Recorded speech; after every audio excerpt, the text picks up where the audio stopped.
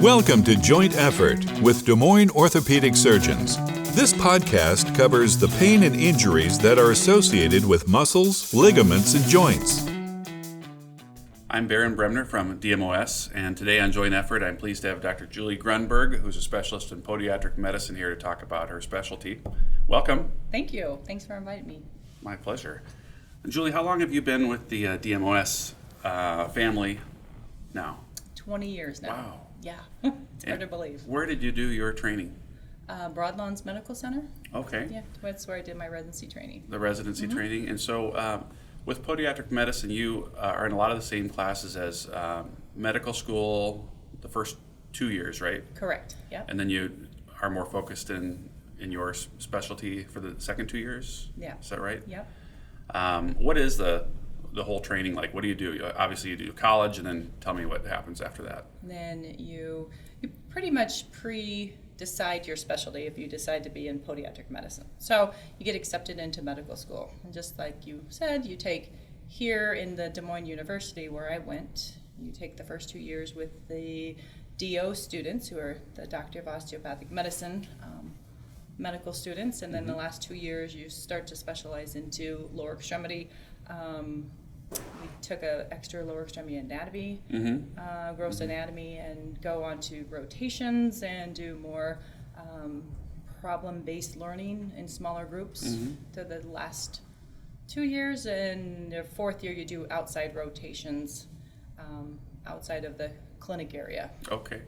And then after that, you need to do specialized training also. And are there different lengths of training after your podiatry school? Like 2 or 3 years, or what is the typical? Now they've standardized it. Everything is 3 years. Okay.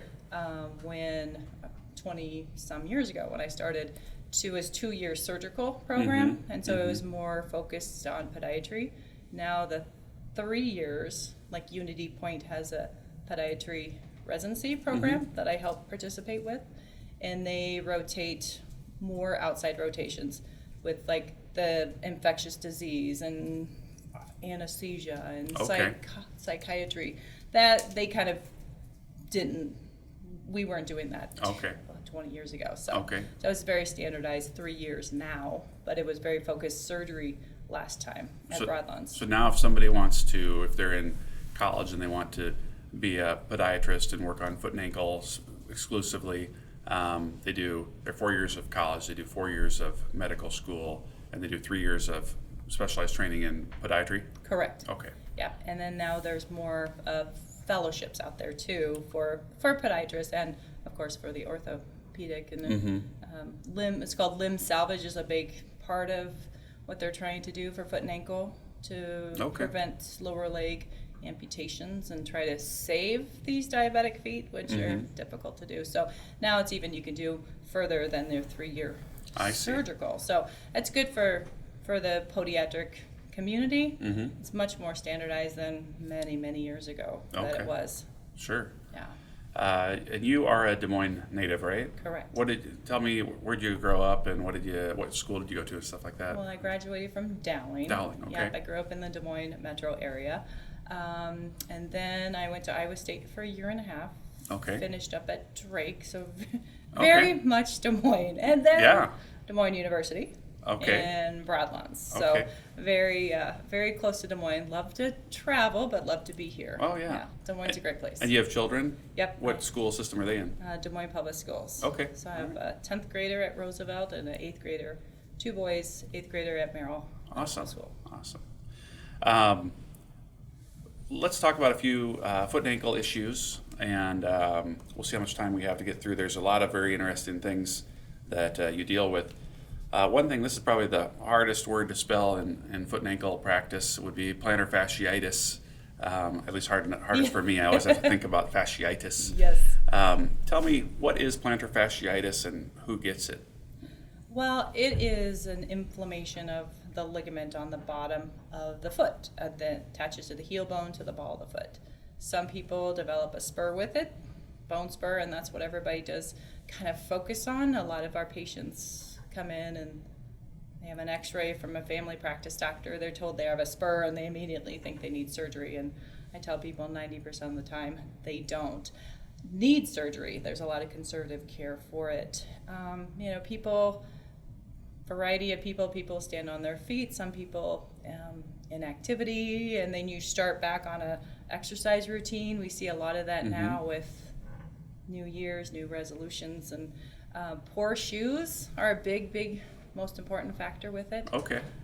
Some people who have a congenital flat foot are sometimes more prone to it, but usually there's poor choices of your footwear and maybe change of activity is the big thing that we usually see. It's like maybe wearing some Chuck Taylors and going out and playing pickup basketball or something, and a person with a flat foot could be bad combination. My age. Trying to wear dudes all the time, those dude shoes. I don't know. The dude. Yeah. All right. Those are not. Yeah. And then going from being on the couch to try to go work out in the gym every day. Yeah. So the different options for treatment that are non-surgical for that would be stretching. Yes. Isn't there something you can wear at night? Because I heard a lot of people get up in the morning and they walk and they're like, oh my gosh, I can't even walk. So tell me about that. First steps out of bed is a real most common complaint people have. And you're sleeping, your foot relaxes, and that ligament tightens up and then inflammation settles in there. So there's something called a night splint, and it forces your foot into a 90 degrees or just slightly even higher than 90 degrees to try to keep a passive stretch on that ligament. And also it's usually very interconnected to the calf muscle. Our calf muscles get really tight, and so that most people, if they can tolerate it all night, which a lot can't, it is helpful for that first steps in the morning. There's a lot of inadequate splints that just kind of pull your toes, dorsiflex your toes, and people give up on it, but it's an actual larger splint that goes behind your calf muscle, stretches that to 90 degrees or even just a little more than that. And that's something you prescribe or give them? Yes, we have them at DMOS, yes. And you also, I know, are interested, obviously, custom or off-the-shelf arch supports and things like that are in your wheelhouse too. Yes. Does that play a role in plantar fasciitis treatment? Yeah, it does for most people. Okay. The good thing is shoes are much better than they used to be. So some people can get away with some really good supportive shoes, and we have 2 off-the-shelf arch supports that we here at DMOS feel like are pretty reasonably priced and a good start for some people. Custom ones are really expensive, and some people can't afford them, and the insurance does not cover them most of the time. So shoes and some even good off-the-shelf inserts can make a big difference. Are injections part of the treatment or not? Yes, for my practice, yes. That's cortisone type thing? Yes. And people worry that it's a Band-Aid. If it's, just going to fix it for short term. If you don't do everything else you're supposed to, stretch it, good supportive shoes, don't go barefoot, then it can be a Band-Aid. Speaking about barefoot, what do you think about the Tarahumara runners in Mexico? Yes. Those ultra-marathon runners? I wonder if they get plantar fasciitis. I wonder. Or maybe they don't. And people ask me about that barefoot running. I'm like, well, here in America, it's not a good idea. I just don't think I suppose if you are very, very, your terrain where you're running. Yeah, very diligent about stretching and stuff like that. Yeah. And being barefoot is a really big part of people's foot pain in general that they come see. And now with the pandemic, people working from home, they're not putting on shoes. They're standing in their pajamas, maybe pajama bottoms, barefoot, sitting at a table with not a regular desk. There's been a lot of interesting foot things that people are complaining of more that they're home for the last 10 months instead of doing their normal routine and getting out of their house I know my daughters are like, they just wear flip-flops everywhere, even in the winter. I'm like, what in the heck is going on here? That can't be good for your feet either. Yeah, when you're young, you can get away with that, but that's what I tell people. You can wear whatever you want. But when your feet start hurting and you start to come to me, then you have to be diligent. Yeah. Another thing I'd like to talk about is thickened nails. We've all seen a grandpa or a grandma or something in our family who's got this terrible, gnarly, thick big toenail or another toenail. What is going on with that? Well, some people do get the onychomycosis, which is a fungal change to the toenails. Some people can have onychodystrophy, which is just the changes of the nails. Some people, even who have psoriasis, can affect nails. So Sure. people start taking medications, or they use the antifungal medication that you can buy over the counter. It doesn't work. Well, some people, it's not fungus. So How can you tell? Do you take a sample? yes, yeah. And then do like a potassium test or something like that? Yeah, well, we send them down to the derm path Okay. pathologist down at Iowa Pathology at Methodist. They do a great job at reading it, and so it's hard to get an actual culture to find fungus, but if you take a good clipping of the nail and it shows pretty clearly that there's the fungal elements in the nail, and so sometimes people fail treatments because it's not really fungal. So that's I didn't know that was part of the diagnosis. Is before you decide if you're going to treat it for onychomycosis, you get a sample. Yes. Always. In my practice, Yeah. if you really truly want to know, or if you've failed other treatments, especially if you want to try the oral medicine can work fairly well 80% of the time, but before you're going to take anything orally, I feel like we need to confirm that diagnosis, because it doesn't hurt to do it. You don't have to numb up the toe or anything like that. But are there certain toes that are more affected with onychomycosis? I think the big toe, the great toe, is the most common, because how do you get it? I mean, I believe some people just genetically, it's tendency to have it, with their family. Like, can you get it in the showers at your health club or something like that? Well, you can, and that's why you should wear your even Crocs in the shower at the health club. Yeah. But people who have chronic athlete's foot, it goes from skin to nail to skin, and that's pretty common with that. And so when and sometimes you try everything, and you have to just physically permanently remove a toenail to get rid of it. But so there's a lot of over-the-counter antifungal medicines, and usually by the time they come in, they have tried them and failed. And so there's a couple of prescription topicals that you can use that work moderately better. Are those better on like lesser severe cases, or are they? Yeah, I would imagine they are. To penetrate it would be hard to. Yeah. Because they can be thick and flaky. Yes. Is there any damage if you just leave it alone, and is it just cosmetic, or will it cause damage to the underlying structures if you don't treat it? Sometimes they get so thick that you can get a little small ulcer underneath there, or they start to really curve, and some people get painful ingrown toenails, pain with shoes, and infection. So some people, their spouse makes them come in, and it's ugly, and they want to know, and they don't want to get it, and sometimes it's cosmetic, but sometimes it is painful. Will the spouse get it? It's very, very difficult. I think it's the chance you can, if you just truly onychomycosis and fungal, for your other toenails to get it, I think it's very high, but it's hard for other people. Okay, that's good news for us listeners. Yes, that is good news. So you talked about an oral medicine for that, which I think you have to monitor your liver function for that, right? Yeah. And not drink alcohol? Yes. And what it's 3 months you take it. 3 90 months, days. okay. One pill, 90 days. What are the other treatments for that? The prescription, there's called Cyclopirox, which is an older topical. Okay. And the other one is Jublia, which is a newer one. I've heard about that. Yeah, I saw the dancing toe picture on. They advertised TV. a couple years ago in the Super Bowl a lot. Oh, that's what it was. Yeah. Yes. So, and it's like about $400 for the prescription. Okay. This is expensive. Yeah.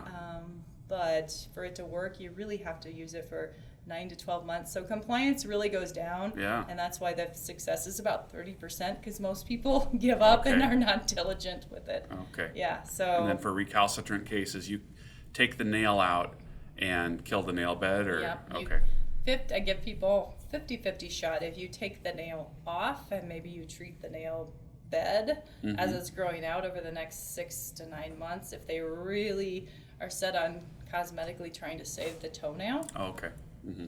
And then you can always do it permanently, but sometimes that's the only real solution. My dad eventually had his removed and ablated, so he just had that soft big toe. Yes, and you can be just fine, wear shoes, do whatever you want without a toenail. Let's talk about bunions, which are a super huge topic.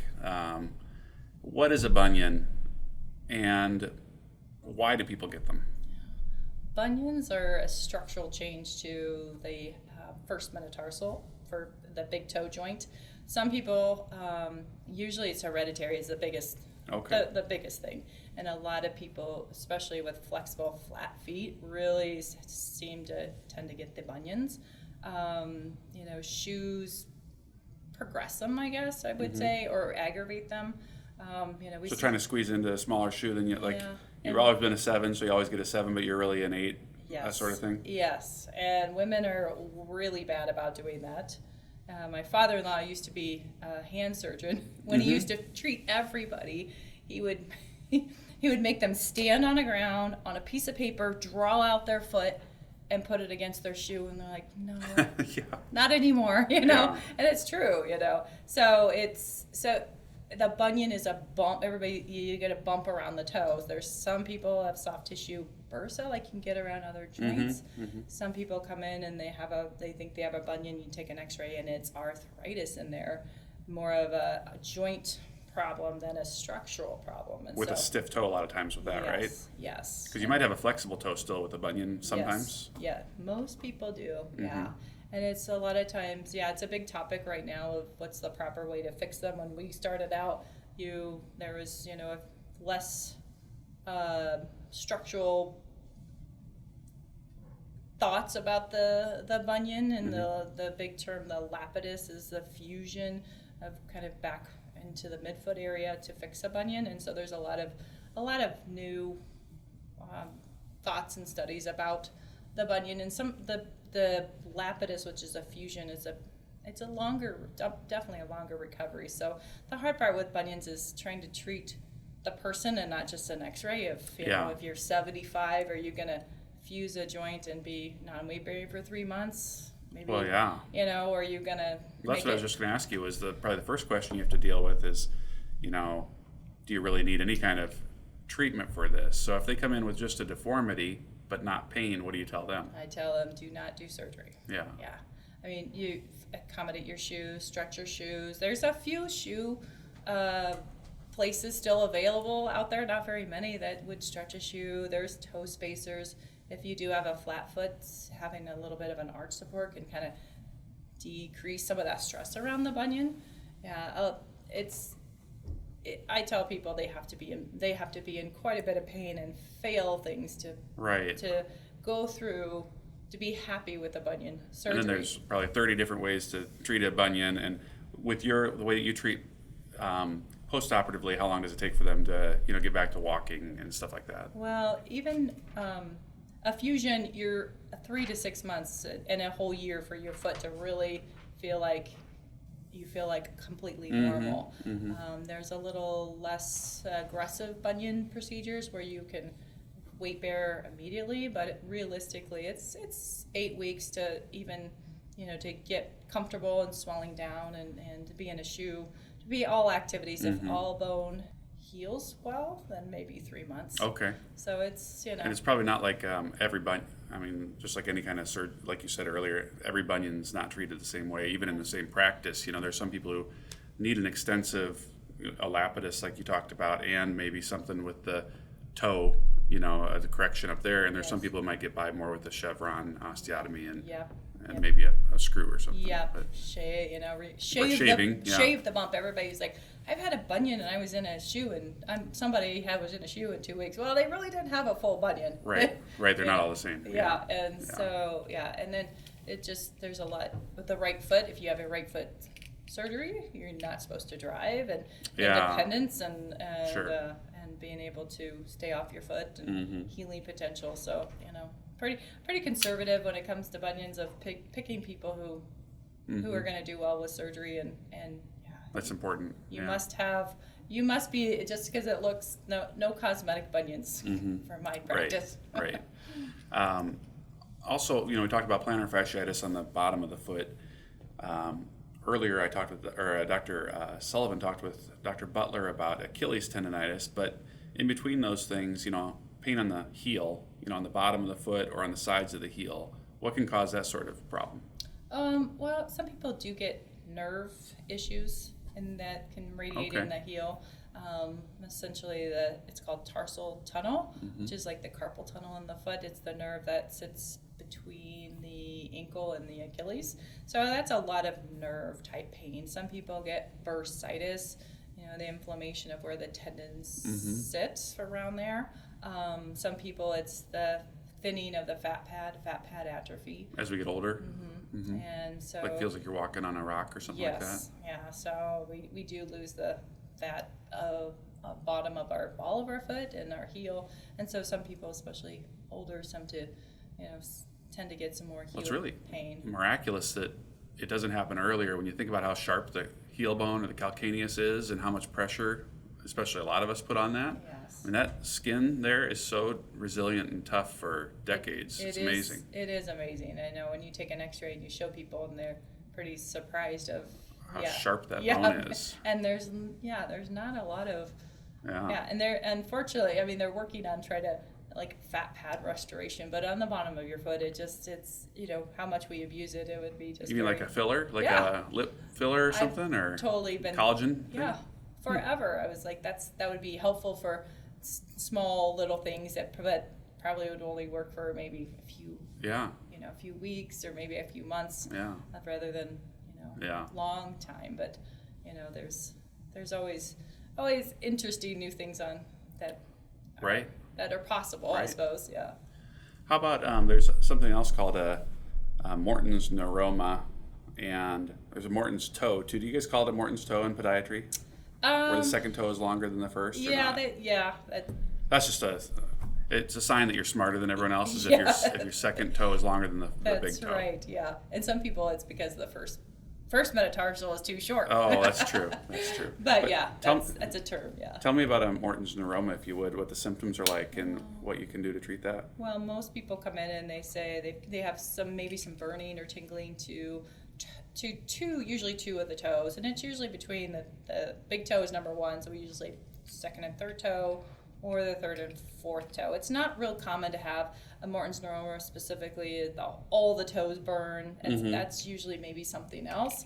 But a specific area that's bugging you, and usually people feel it's on the bottom of their foot. They feel like maybe they say they feel like they're stepping on a hot poker. People say that all the time. I don't know. That's what people imagine, and they feel like their sock is balled up, and they take the shoe off and mess with their sock, and it's not. And so usually there's a nerve that gets kind of pinched or impinged between the larger metatarsal head back behind the toe, and then there's a branch that goes to the corresponding toes. And so, it gets inflamed. There's and then when we walk and we do more exercise or wear high heel shoes, we put more pressure on there, then that nerve gets irritated. So, you try to relieve the pressure from side to side, wider shoes, an orthotic that has elevates the front of the foot with a metatarsal pad. Okay. And injections, we do those too. And if they fail, there's also an injection therapy called sclerosing. Okay. Which you dehydrated alcohol and you do smaller injections for up to 6 or 7 injections, and you try to destroy that nerve where it is without cutting the nerve and going in and doing surgery. So, do you have to find it with an ultrasound or something, or you just know where it is in the foot and you can put the needle near it? I haven't had to use an ultrasound. You know where it's at, and I have my patients.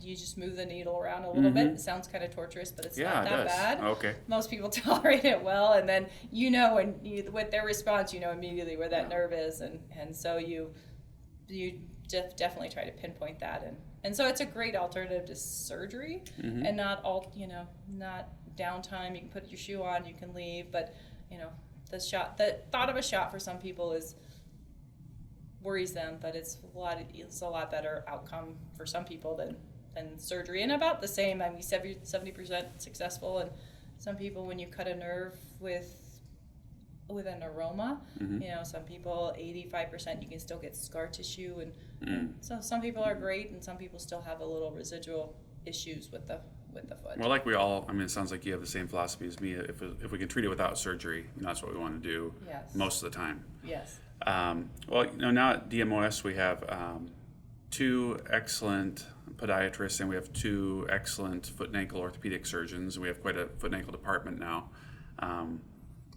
to serve Central Iowa. I really appreciate you coming on the program. You gave us a wealth of information. We could probably talk for 3 or 4 hours on this topic. We'll have to have you back sometime. Thank you. Thanks for having me. It was fun. Great. Thanks for listening to Joint Effort, a podcast from Des Moines Orthopedic Surgeons. If you have questions about this podcast and wish to schedule an appointment with a surgeon, call 515-224-1414 or visit DMOS.com.